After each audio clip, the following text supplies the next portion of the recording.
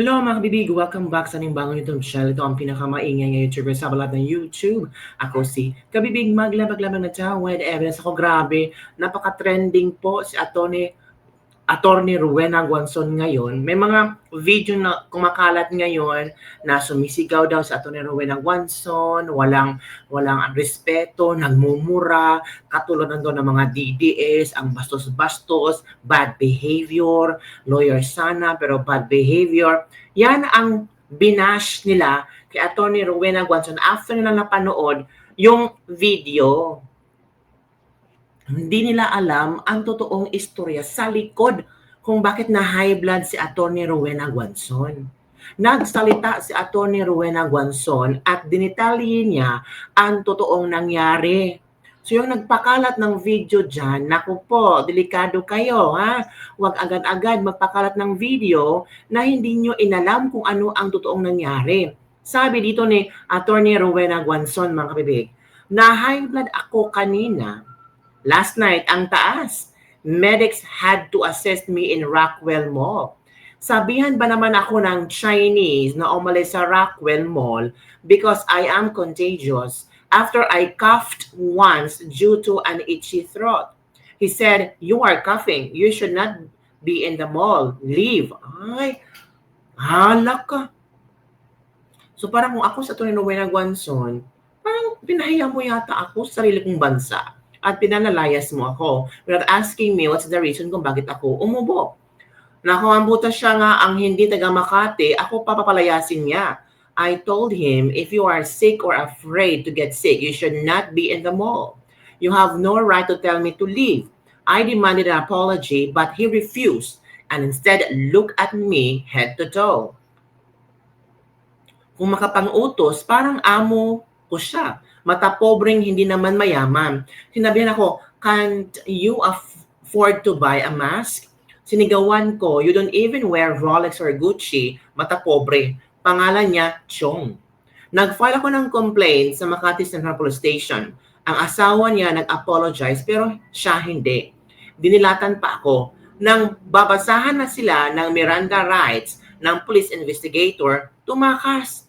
Tinakas ng lawyer nila.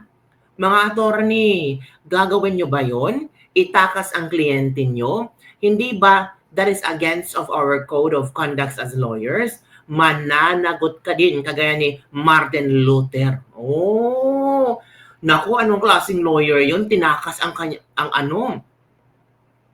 Chinese national bastos kay Attorney Rowena Guanzon. Ba't naman ginawa mo yan, attorney? Code of ethics mo yan. Ano ba naman yan? Sino kaya attorney na to? Attorney Rowena Guanzon, sabihin mo naman, nako, the more na magiging trending si attorney kasi ang nagkasaan nila ay si Attorney Rowena Guanzon. Alam mo naman, ilan ba ang followers niya sa Facebook? 1 million. Tapos yung isang Facebook fan niya, 281,000 followers. Hindi pa na nakilala sa Attorney Rowena Guanzon. Even though kilala na sa Attorney Rowena Guanzon, I think the lawyer should explain to the Chinese national that you have to behave properly and this is not your country ganyan ka. Diba? Respeto man lang. Diba? Huwag mong sigawan. Huwag mong malaitin ang tao. Diba? Baka nalaman ng lawyer na, ay, Rowena Guanzon to, delikado to. Kaya tinakas niya ang kayang kliyente. Nako po, eto kabibig ha. Ito ang explanation na Attorney Rowena Guanzon kabibig. Ngayon, ito na, manood tayo.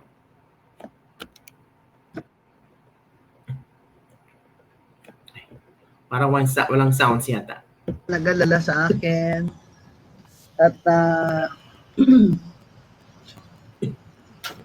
nag-video lang ako ngayon, kahit short lang ito, just to assure you that I'm okay.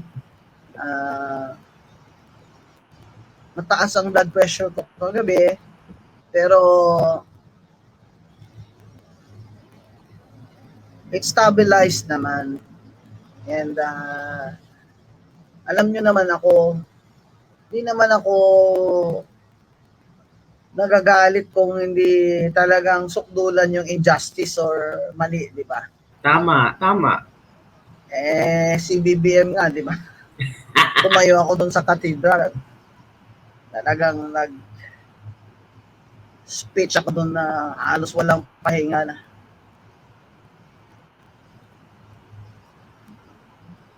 Panat talaga. Ito,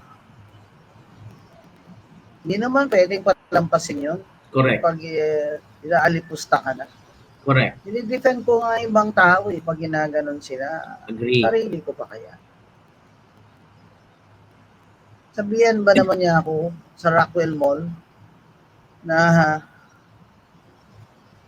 you're coughing. You should leave the mall. You should stay at home. Ha? Doon yun nagsimula. Saka ang dami kong kilala doon sa Rockwell Mall. Nakapaligid doon yung mga residents doon. Kilala ko yan sila. Kilala nila ako. Isa pa nga sinabi pa siya sa akin nung tinuntan ko siya, I'm sorry sir for the commotion. Sabi nga niya, Miss Guanzon, gumanon pa nga. Ibig sabihin, napahiya talaga ako doon sa ginawa ng taong yun. Agree. Sabihan ka ba naman? Don't you have money to buy a mask? Bawal pala sa kanya kahit umubo ka lang minsan. Kahit nasa public ka, Rockwell Mall ka. Ano yung mga tao doon? They're very courteous, ha? They say hello to each other, familiar faces. Obviously, hindi siya taga doon. Later we found out na hindi talaga sila taga doon. Kasi nung nasa police station na sila, siyempre may mga ID na sila. Nagreklamo po talaga ako sa police and filed the case for unjust fixation and grave oral defamation. Halak ka, last night. Kahit gabing-gabi na I wasn't feeling well and tired and I had no dinner. So I ate one mushroom pie and a bottle of water. But I'm okay now. I want to just to let you know that I'm okay. I'm just resting today. Ako tomorrow out of town pa ako to give a speech to the Philippine Institute of Certified Public Accountants. Wow. And please watch my video in PGMN, Peanut Gallery Media Network. And subscribe to my YouTube, Queen of Bardagulan. Kasi those are, yan sa YouTube ko po, I will post my full video telling you what happened. Kasi many people naman na kontra sa akin, they're taking advantage of this to malign me. Napaalala ko lang po sa tumuha ng video na bawal po talaga sa batas yun. Kaya pinagbabawal yun sa Rockwell Mall. You have violated my right to privacy and that is a criminal offense. Hala, yung kumuha ng video ni Atty. Rowena Guanzon, violence niya. Ano yan? Sabi ni Atty. Rowena Guanzon, bawal. And you are, tawag dito, yung privacy niya. Naku, paano yung Rockwell pa naman yan? Di ba? Exclude sa mga mayayaman na mga tao pumupunta doon. So, bawal na kung sino kaya ang kumuha ng video. Mananagot kayo kay Atty. Rowena Guanzon. Tapos, kung ano-anong mga bash ang nakuha ni Atty. Rowena Guanzon na nagwala, bastos, o tingnan nyo, sabi pa ng iba, tingnan nyo mga kapwa DDS nyo, tingnan nyo, ganito yung mga ugali nyo, katulad ni Rowena Guanzon. Uy, grabe naman kayo, hindi nyo alam ang totoong nangyari. Tapos, ganun kayo agad-agad mag-bash kay Atty. Rowena Guanzon, inyo nang upload ng video. Paano yan? Kaya, sana po,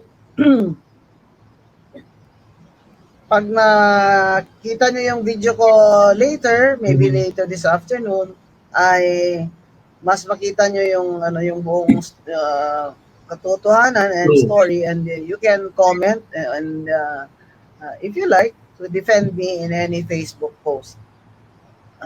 Thank you very much. I'm okay. I'll just rest today. I'll stay home and rest today. I'm monitoring my blood pressure the whole day. Yeah. But, I'm feeling okay. That's good naman. Thank you. So yun kabibig, yun ang nangyari kay Atty. Rowena Guanzon. At sabi niya, Naku, paano na lang, no? Sino kaya ang kasuhan na to? Well, ang kasuhan na to na Ruben Watson, yung Chinese National, yung nagbastos sa kanya, at I'm sure hahanapin ni Atty. Rowena Watson kung sino yung kumuha ng video nung talagang nagalit na siya, na hindi niya makontrol ang kanyang sarili kasi knowing sa nangyari, sabihan ka naman na dapat hindi ka pumunta ng mall kasi may sakit ka, may pera ka ba pampalit ng mask, tapos ni head to foot pa siya, dinilatan pa siya nung pumunta sila sa police station. Pero itong Chinese National na ito, kasama yung babae o kung sino man kasama, ay pinatakas ng lawyer. Pinatakas or pinaalis. Paano yan? Mananagot din yun ang lawyer. Kasuhan ba na ito ni Ruben Gonzon ang lawyer, mga kabibig? At yung kumuha ng video na mananagot kayo. I'm sure ipapahanap ko, ipatitry siya ni Atty. Rowena Watson. Yun na nga. Huwag tayong masyadong huwag tayong masyadong pa-epal kayo, agad-agad, kukuha na ng video, di ba? Ay, naku mga kabibig. So ito ang ilang mga komento ng ating mga netizen. Ang dami po nag-batch sa inyo regarding po sa video nyo. Hinusgahan agad kayo nang hindi nila alam ang totoong nangyari. Yes, from Nancy Rosales. Chong ina niya, malamang support niya ni Auntie Claire kasi ganyan mag-isip. Huwag na po kayo ganyan. Huwag na po kayo ganyan. Nakakita ng katapat. Uy, grabe naman. Kita ng katapat daw sa Atty. Rowena Watson. Hindi naman nakikita ng katapat because Atty. Rowena Watson is just responding, just defending herself sa pamamaliit ng Chinese National na yun, kabibig. So ano ang iyong komento, mga kabibig? Ano ang iyong reaction hinggil dito? Tama lang ba ang ginawa ni Atty. Rowena Watson? Yung mga bashers dyan, hinay-hinay lang wag agad-agad maniwala sa mga videos kumakarating ng Atty. Rowena Watson. Dapat amin natin ang katotohanan. Kaya ngayon si Atty. Rowena Watson ay nagsalita na through her Facebook fan page. Tapos may video siyang ilalabas later on to fully give you the real story behind that trending video niya ngayon.